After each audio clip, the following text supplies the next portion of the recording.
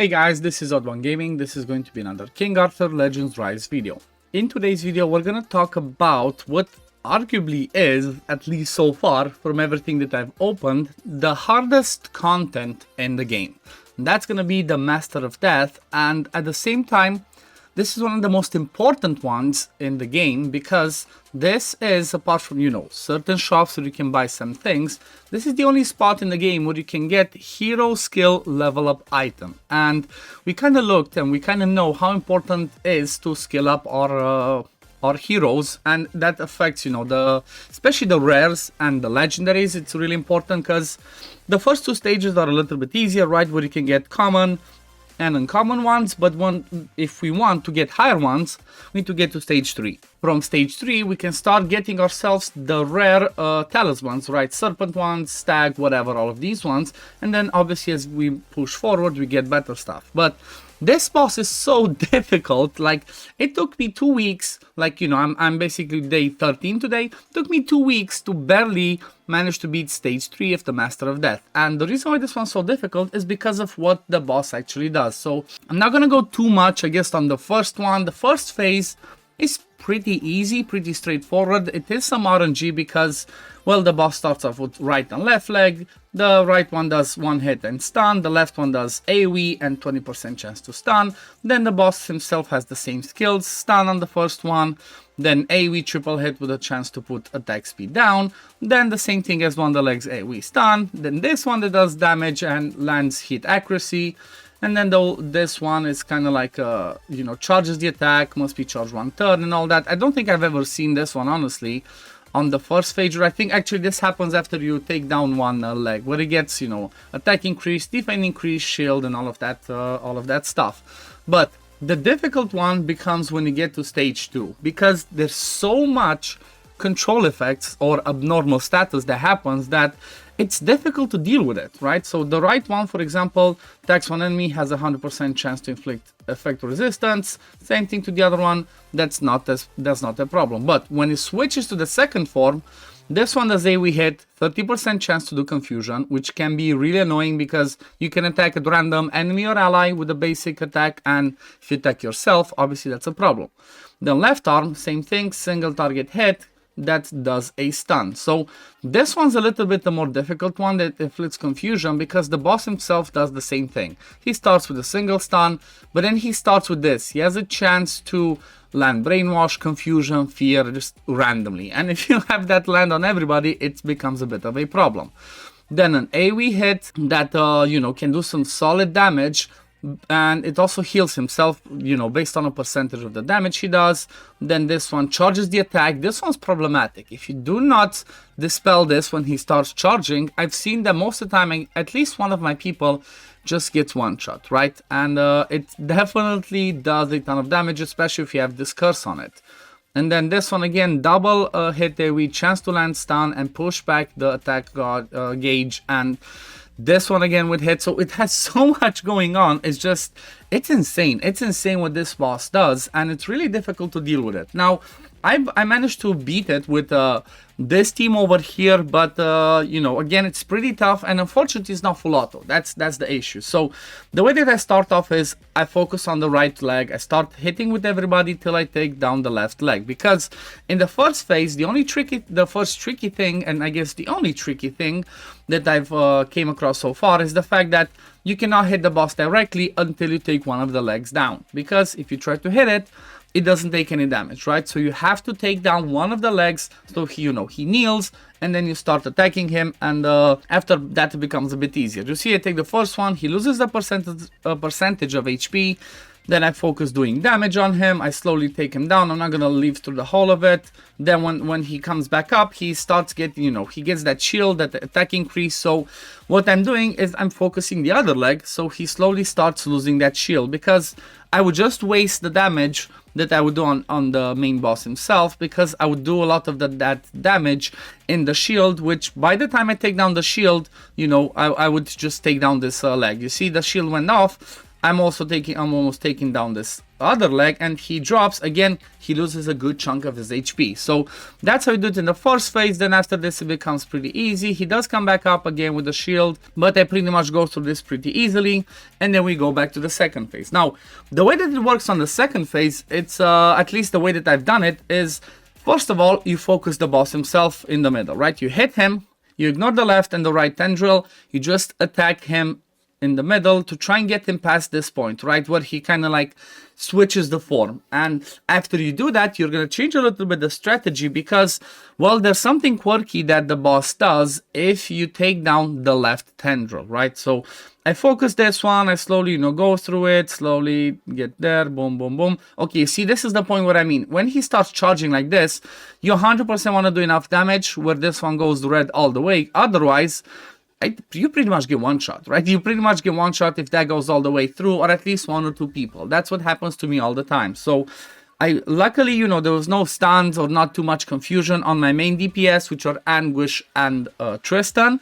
So I could focus it, I could take it down, and then I'm continuing to pursue this. Now, after I take the bar, the HP bar down past that point, I'm going to switch the targeting. You're going to notice he's gonna do, he changes forms, he swaps what he does. Now he's like, with the arms.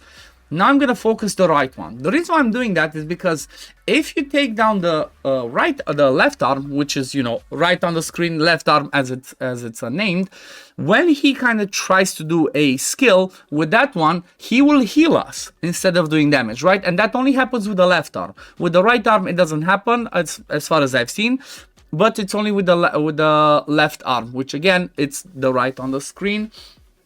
And that kind of helps us sustain because you see how much damage we take. Plus with having the confusion on us and the stuns, if we end up attacking ourselves, we're just going to pretty much die, okay? And you cannot really bring in two healers in this fight. I tried with that, unless, maybe you have stronger builds or later on you could try and do this. But for me, it's really important to have two damage dealers, one healer, which Sarah's one of the best ones. I'm talking about rares or lower. You see what this happened. Okay, so let me show you again. See, the boss does the devastation, which is the right arm, and now he's gonna do the skill with the other arm, and watch what happens.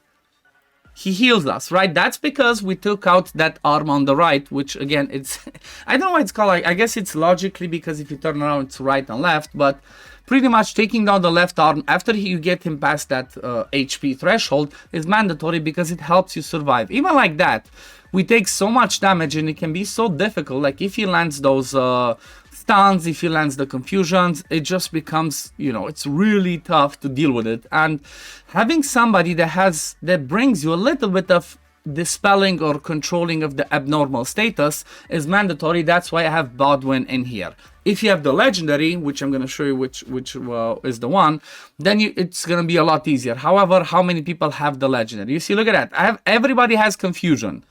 I didn't cleanse it, and now it becomes difficult. Now it becomes a bit of RNG. If I kill myself, then it's pretty much, GG. If I don't have at least one of my damage dealers survive to be able to deal with this, it can be difficult, okay? Luckily, again, boom, that healing happens again, helps us survive a little bit, and then we pretty much push through. I think the next hit that I do with Anguish, that kills the boss. Or even Tristan. Yeah, Tristan.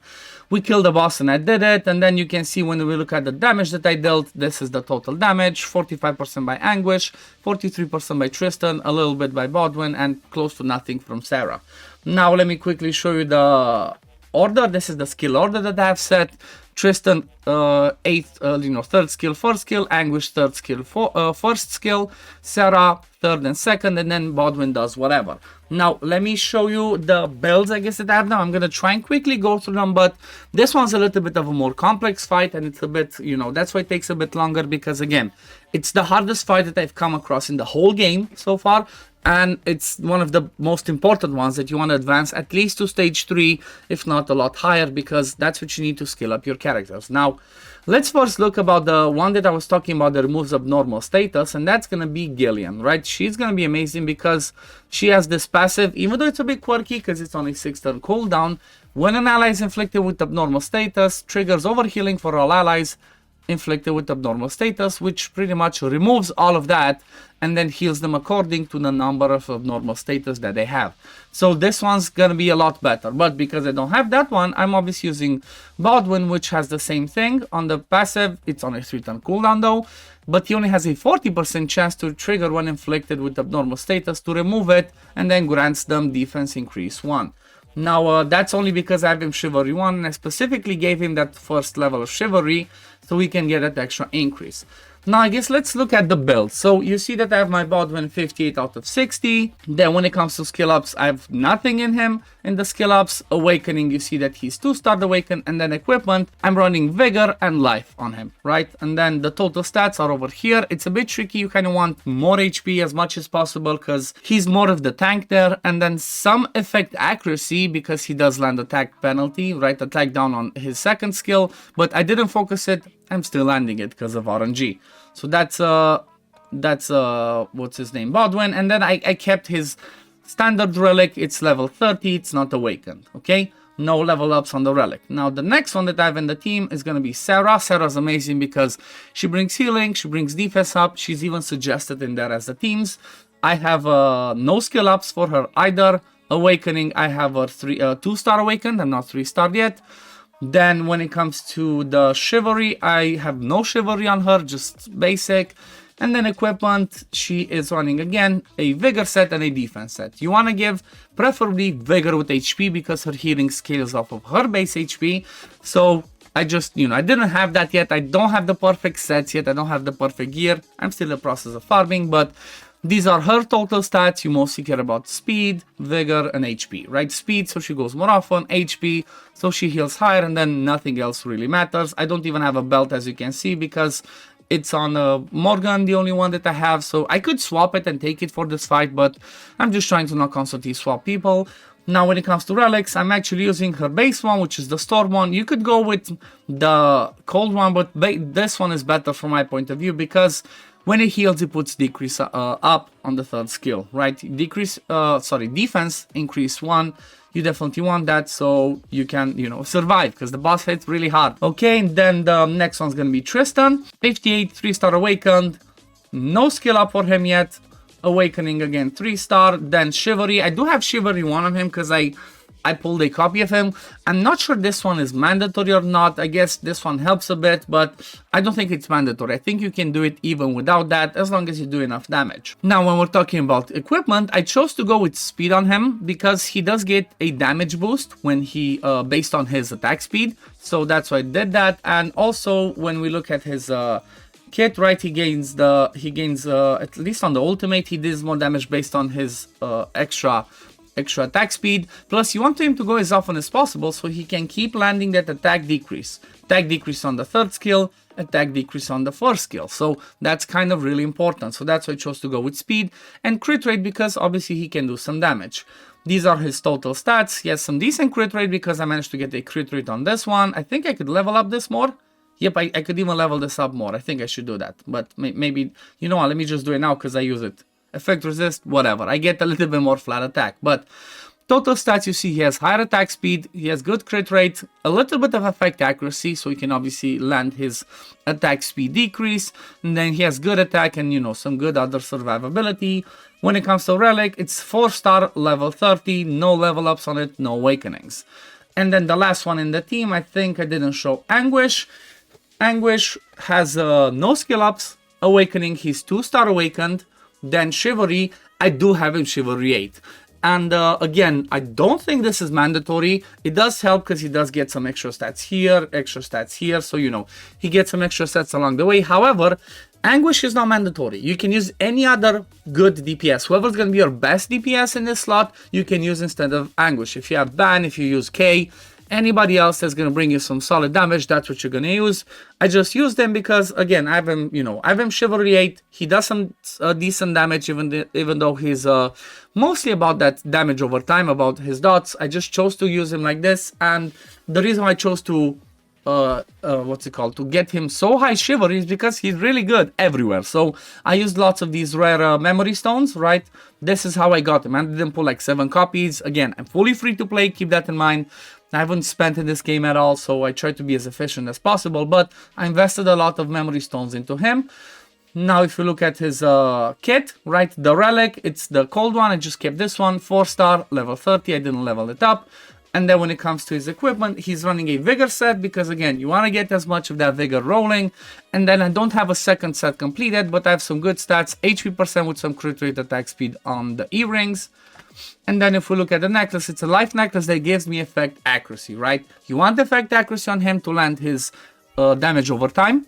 That happens, you know, in this fight and in any other fight. That's why you see at 50% on this, crit rate pretty low, decent HP, decent attack, and then, you know, decent attack speed. I could be a lot more, but this is what I have right now, and this is what I'm using. So yeah, this is the fight that, again, this is arguably, from what I've faced so far, it's the hardest fight that I've done. It's so difficult, it was so tough, and it's all about, you know, it does have certain layers of RNG on how those abnormal statuses land. Do you cleanse them with Bodwin or not? So, you know, if you don't do it on the first clear, just maybe run it 1 or 2 more times, and then do it. Try to get to stage 3 at least, because it's really important. But yeah, let me know in the comments down below if this video was helpful for you or not, because again, you know, it's an important area. It's I want to show exactly the stats that I have so you can see if you have relatable stuff or not, if you can do it or not. That's why this video took a little bit longer. But anyway, this is gonna be it for today, guys. Thank you all for watching. As always, if you do enjoy my content, don't forget to like this video, subscribe to the channel to see when I upload next, and I'm gonna see you on the next one. Peace, love, take care, everyone. Bye, guys. Fight with honor. Vanquish the wicked, and you may prove worthy of your legacy.